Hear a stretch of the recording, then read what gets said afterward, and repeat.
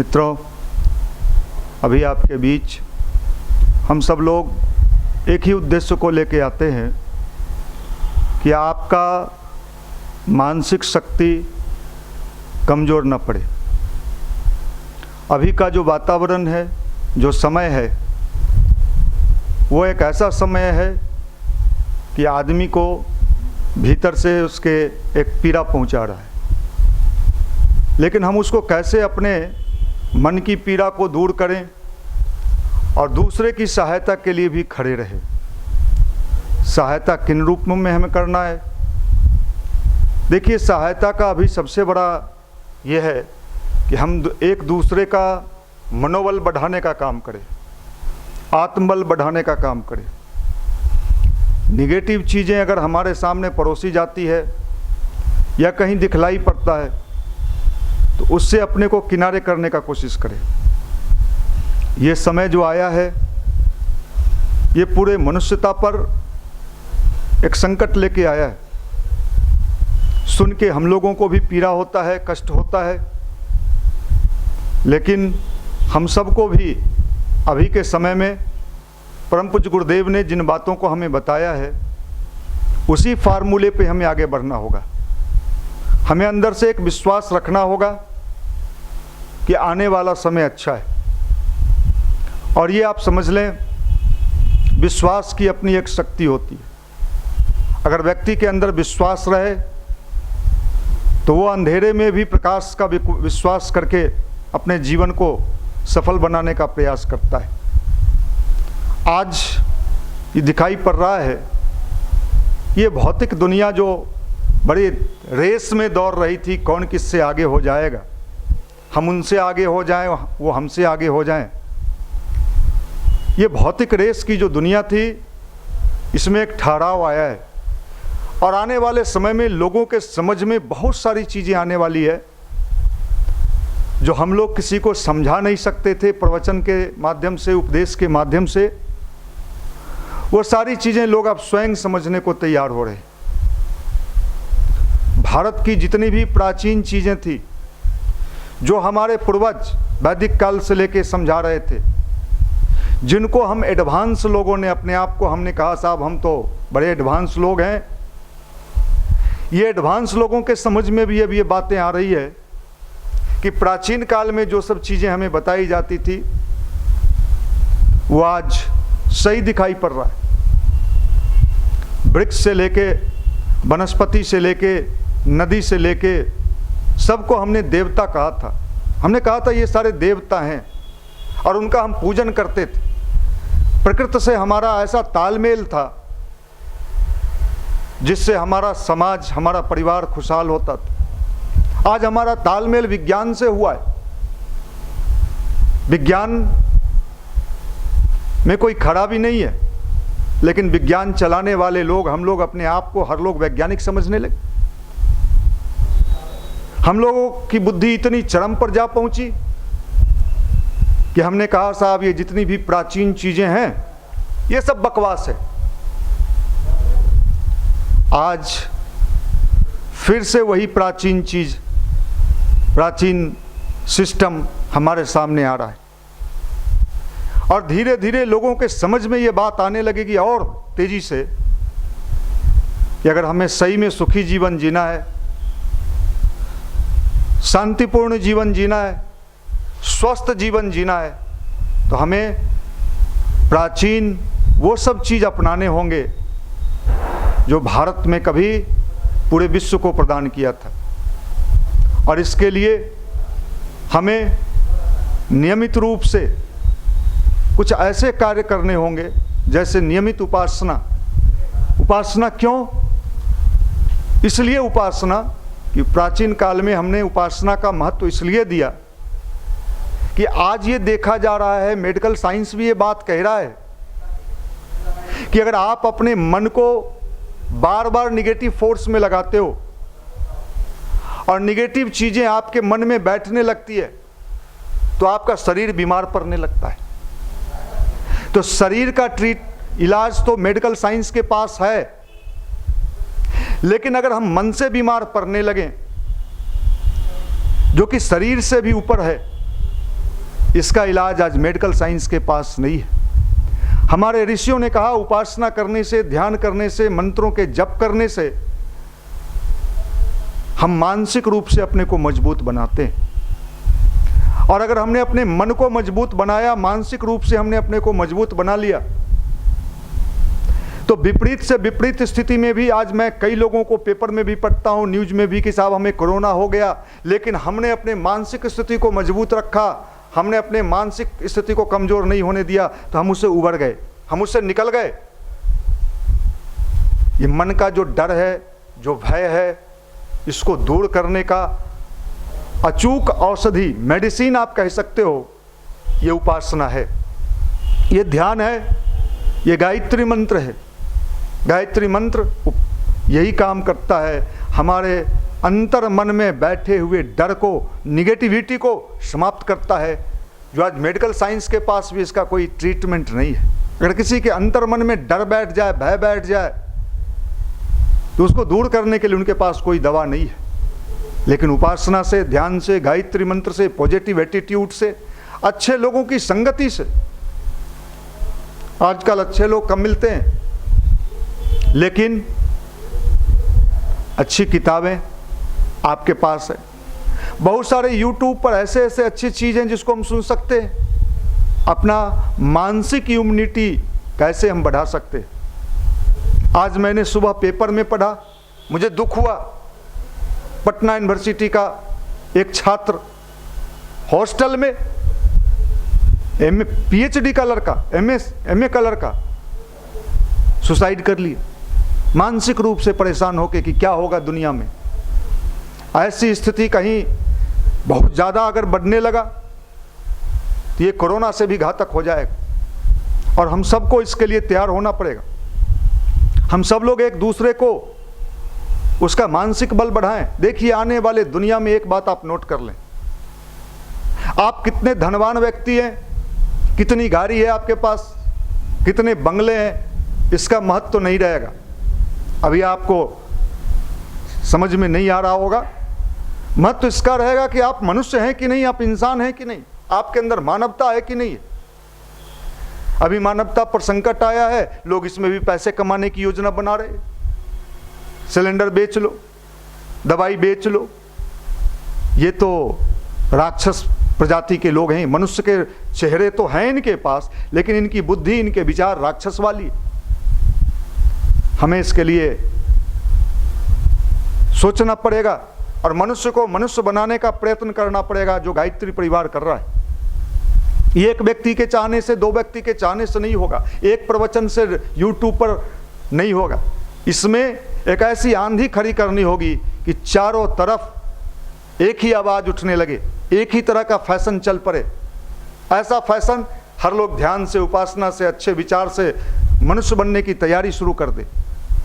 प्रकृति को यही मंजूर है, प्रकृति के विपरीत कोई नहीं चल सकता है, नेचर में बड़े पावर हैं। इसलिए हम सब लोग ऐसा प्रयास करें कि वास्तव में हम मनुष्य कहलाने के हकदार बन सके। परम पूज्य गुरुदेव पंडित श्री राम शर्मा आचार्य जी ने बहुत पहले कहा था, बेटा आने वाला समय बड़ा विभीषण का लिए हुए होगा, लेकिन उसके बाद का समय बहुत अच्छा होगा। ये समय विभीषण का लिए हुए है। मैं कई ऐसे लोगों से मिलता हूँ, बातचीत करता हूँ, मिलने का तो मौका अब नहीं है क्योंकि नहीं मिल पाते, फ़ोन पर बातचीत होती है। जो एक टाइम में सब चीज़ भौतिकवाद को ही मानते थे, आज वो भी फ़ोन करके कहते हैं कि समझ में नहीं आ रहा है कि क्या हो रहा है, अभी नहीं समझ में आ रहा।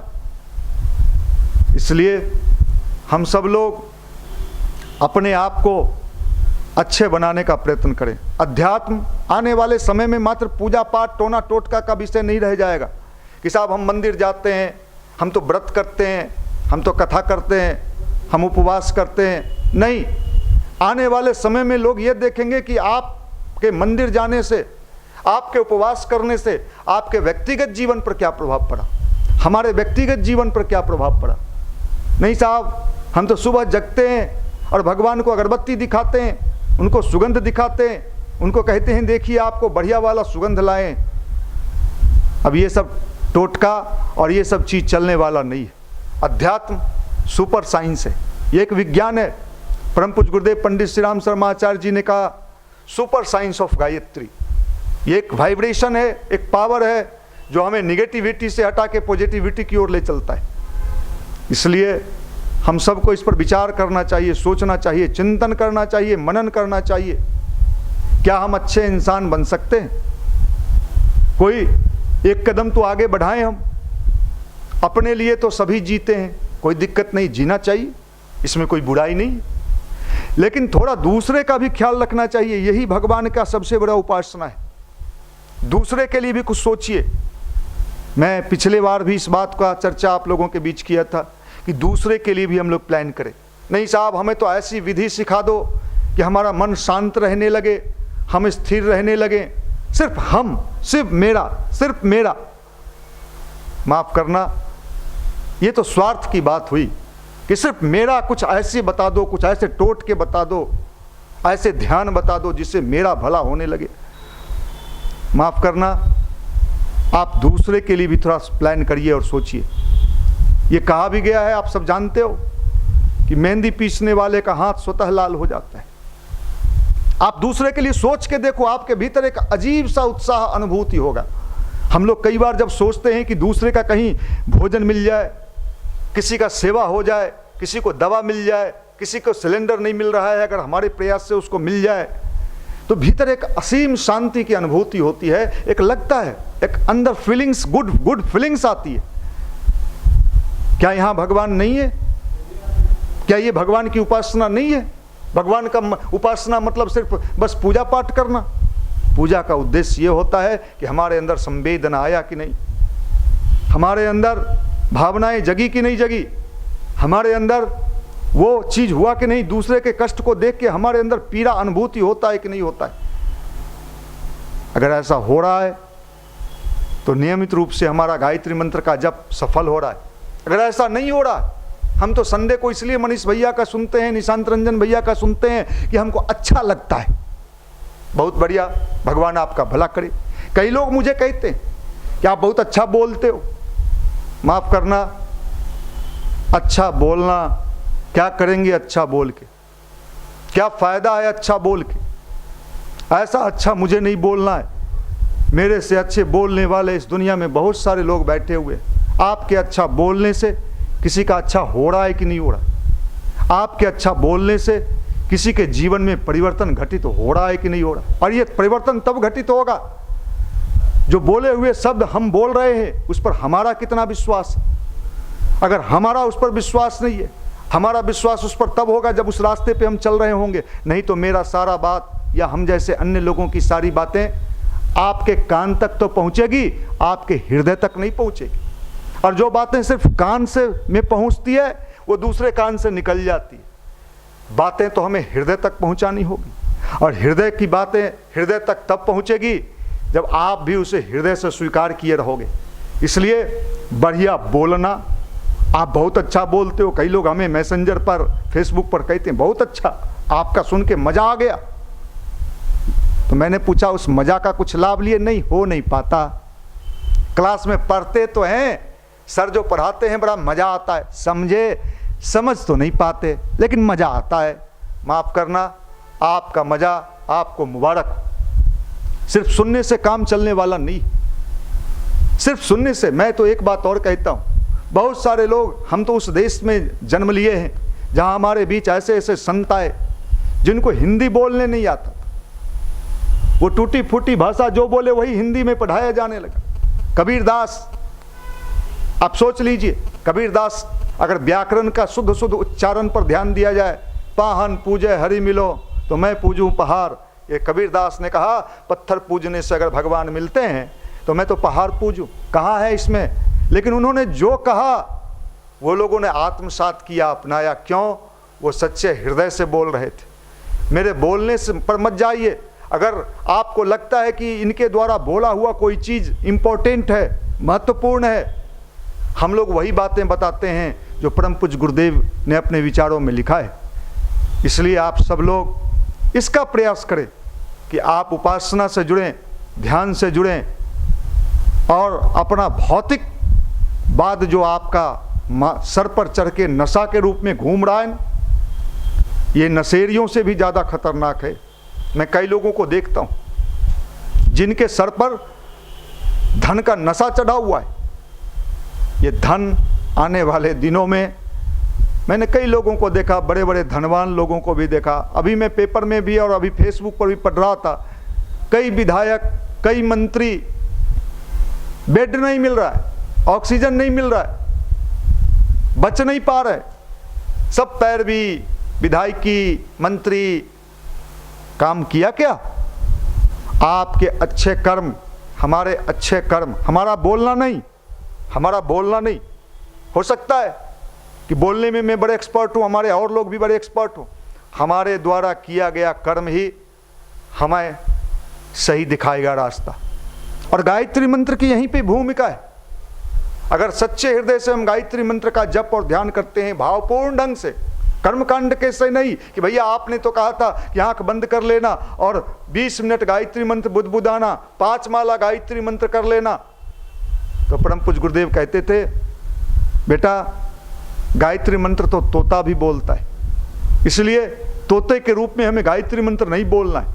हमारे अंतरंग को प्रभावित कर सके, हमारे इनर को प्रभावित कर सके, हमारे मन को प्रभावित कर सके, ऐसी गायत्री उपासना होनी चाहिए जो हमें भीतर से कोमल बनाए, दयालु बनाए, दूसरे के लिए भीतर एक दर्द, एक पीड़ा पैदा करे।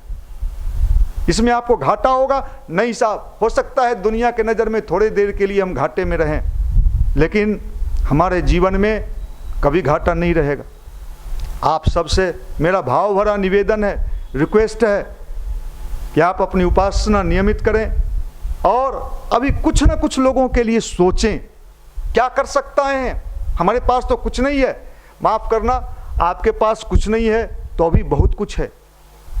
आप दूसरों को अच्छे विचार शेयर करिए, दूसरों को अच्छे विचार दीजिए। कई लोग कहते हैं, फेसबुक पर मैं देखता हूँ, एक से एक क्रांतिकारी लोग, अरे राम राम, ऐसा ऐसा विचार डालते हैं, ऐसा ऐसा विचार डालते हैं, लगता है कि ये इनसे बड़ा विचारक इस दुनिया में कोई नहीं। लेकिन जब मैं उनसे पूछता हूं कि क्या आपने 5 अच्छे लोगों के लिए कुछ अच्छा काम किया है तो दिखाओ, तो कहते हैं मैं तो फेसबुक पर प्रचार कर रहा हूं। आपके फेसबुक पर प्रचार करने से आपको थोड़ा देर हो सकता है अच्छा लगता होगा, लेकिन आपका ये फेसबुक पर प्रचार करना किसी काम का नहीं है। नहीं साहब, मैं तो 10 साल से गायत्री परिवार से जुड़ के बहुत काम किया। कितने लोगों को गायत्री साधक बनाया आपने, कितने लोगों को अच्छे विचार से जोड़ा आपने। नहीं साहब, कहते तो हैं, लोग सुनते नहीं हैं। इसलिए नहीं सुनते कि तू अपना वाला सुनाना चाहता है, हम अपना वाला सुनाना चाहते हैं। गुरुदेव कहते थे कि जिस दिन हमारा वाला सुनाना चाहेगा ना, उस दिन दुनिया सुन लेगी। इसलिए भैया हम अपनी चालाकी से भी बाज आएं, चतुराई से भी बाज आएं, क्योंकि भगवान के पास वो मीटर है। हम वाणी से बढ़िया बोल सकते हैं, आपको समझा सकते हैं, लेकिन भगवान के पास वो मीटर है कि हमारे अंदर जांच लेता है कि ये जो बोल रहा है इसके पीछे इसका फीलिंग्स क्या है, ये क्या उद्देश्य है। और भगवान को उतने से मतलब है, दुनिया बदलने वाले हम और आप कौन होते हैं, वो तो पल में बदल देगा। एक वायरस छोड़ दिया, पूरी दुनिया में अफरा तफरी मचा हुआ है, पूरे संसार में। इसलिए भाई मेरे, मैं आप सभी से निवेदन करना चाहता हूँ, रिक्वेस्ट करना चाहता हूँ कि अभी के इस विपदा के समय में, इस विपत्ति के समय में जो पूरे मानव समुदाय को नष्ट भ्रष्ट करने के लिए लगता है आ गया है, हम सबको भी अपनी महत्वपूर्ण जिम्मेवारी इस सोच के साथ, ये अंधेरा कितना भी हो, सूरज कभी ना हारा है, और ये अंधेरा है इसके बाद उजाला भी है, ये भी निश्चित है। प्रकृति का ये भी नियम है, न तो अंधेरा लंबे समय तक टिक सकता है, न उजाला। अगर अंधेरा आया है तो उजाला भी आएगा, ये निश्चित विश्वास मानिए। ये बहुत दिन तक खेल चलने वाला नहीं है, बहुत जल्दी ये सब वातावरण बदलेगा, आश्चर्यजनक तरीके से बदलेगा। लोग आश्चर्य करेंगे कि अचानक कैसे इतने तेजी से कोरोना घटना शुरू हो गया, आप समझ लो। लेकिन हमें बहुत सारे चीज़ों पर विचार करना होगा, चिंतन करना होगा, मनन करना होगा, और अपने बुद्धि को सही दिशा देनी होगी, बुद्धि को एक दिशा देने का काम करिए। इसलिए हम एक ऐसा समाज बनाएं जो मानवतावादी हो। भौतिकवादी समाज देख लिया, ये तो भौतिकवादी समाज आज दिखाई पड़ रहा है। मानवतावादी समाज बनना चाहिए। हमें नहीं बनना नेता, हमें नहीं बनना मंत्री, हमें नहीं बनना मुखिया जी, मैं एक अच्छा इंसान बन सकूं? क्या एक अच्छा इंसान एक विधायक से कई गुना ज़्यादा काम कर सकता है, एक मंत्री से ज़्यादा काम कर सकता है। आप मत भागो उन विधायकों के पीछे, उन मंत्रियों के पीछे, उन नेताओं के पीछे। लेकिन अगर आपने कुछ अच्छा काम किया, अभी के समय में, इस विपदा के समय में, हमारे युवा प्रकोष्ठ के भाई अपनी जान जोखिम में डालकर लोगों को खाना पहुंचा रहे हैं, भोजन पहुंचा रहे हैं, जो कोविड से परेशान है, जिनके घर में कोविड हो गया है, कोरोना हो गया है, घर में खाना बनाने वाला कोई नहीं है, और वो सबको खाना पहुंचा रहे, सबको भोजन दे रहे। और लगातार हम लोग ये प्रयास कर रहे हैं कि अधिक से अधिक लोग तक हम पहुंच सकें। कहीं से कोई सूचना आता है कि भैया फलाने जगह भोजन की आवश्यकता है, दवा की आवश्यकता है, हम लोगों का ये प्रयास होता है। हम तो ये नहीं कह सकते हैं कि हम पूरे धरती को नाप लेंगे, हम ही पूरे धरती का कल्याण कर देंगे। नहीं साहब, हमसे जितना बन पड़ेगा, हम गिलहरी के रूप में ही सही, लेकिन ये काम करेंगे। और हमें गर्व होता है कि हम अच्छे कार्य से जुड़े हुए हैं। हम ही नहीं, हम मतलब संपूर्ण हमारा युवा प्रकोष्ठ पटना का जो भाई है, वो पूरी निष्ठा से इस कार्य को कर रहा है, पूरी श्रद्धा से इस कार्य कर रहा है, भगवान का काम समझ के इस कार्य को कर रहा है। और मैं अभी आपके बीच इस पीड़ा को पहुंचा रहा हूं कि आप भी इसमें अपना सहयोग करें। आप लगातार अगर कहीं सहयोग करना चाहते हैं, कुछ आपके क्षेत्र में जहां हम लोगों ने भेजा है, किन्हीं को भोजन की आवश्यकता है, किन्हीं को दवा की आवश्यकता है, तो आप जरूर हम लोगों से संपर्क करिए। हम लोगों का प्रयास होगा कि हम लोग उन तक पहुँचें, अधिक से अधिक लोगों का हम सेवा कर सकें। हम सब लोग, ये मौका मिला है, अगर सेवा का मौका मिलता है, ये भी समझिए बड़ी बात है। तो आप सभी से मेरा भाव भरा निवेदन होगा, अपनी मानसिक स्थिति को ठीक रखें और नियमित उपासना, नियमित ध्यान, रोज गायत्री मंत्र, अच्छे विचार, और ये अपना जो YouTube चैनल है, इसको एक प्रयास करिए। देखिए, ये एक ऐसा संवाद है कि आज लॉकडाउन में भी हम आप तक पहुंच रहे हैं। हम सब लोग, अधिक से अधिक लोग इस तक ये चैनल पहुंचे, इसके लिए एक आंदोलन चला दीजिए कि साहब इसको सब्सक्राइब करो, अधिक से अधिक लोग इसको सब्सक्राइब करें, अधिक से अधिक लोगों तक ये पहुंचे। ये भी काम आप, कोई भी आपको कहता है हाँ मैंने तो वीडियो सुना था, मैंने वीडियो देखा था, बड़ा अच्छा लगा, तो साहब आपको अच्छा लगा, आप इसको सब्सक्राइब करिए, अधिक से अधिक लोगों तक पहुंचाइए। गर्म पानी का सेवन करिए, मार्केट आवश्यकता कुछ ज़रूरी हो तभी निकलिए, मास्क का प्रयोग करिए, सोशल डिस्टेंस का पालन करिए, जड़ी बूटी का क्वाथ। देखिए, मैं बार बार इस बात को रिपीट करता हूँ, गिलोय और दालचीनी, तुलसी आदि, इसका काढ़ा बना के पीजिए।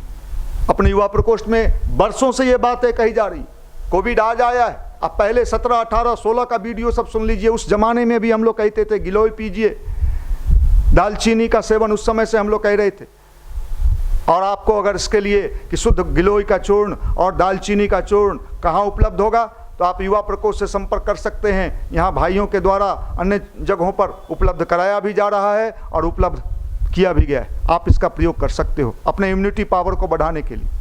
आप सबसे मेरा भाव भरा निवेदन होगा, अभी के समय में अपने मन को भी अच्छा रखें, दूसरों के भी मन को अच्छा बनाएं, यही सबसे बड़ा अभियान है।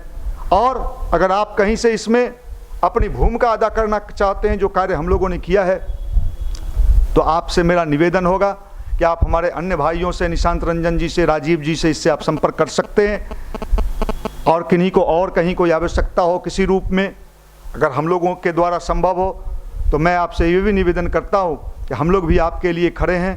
परम पूज्य गुरुदेव, परम वंदनीय माता जी, आप सबके जीवन में स्वास्थ्य दें, अच्छे विचार दें, हम सब लोग खुश रहें।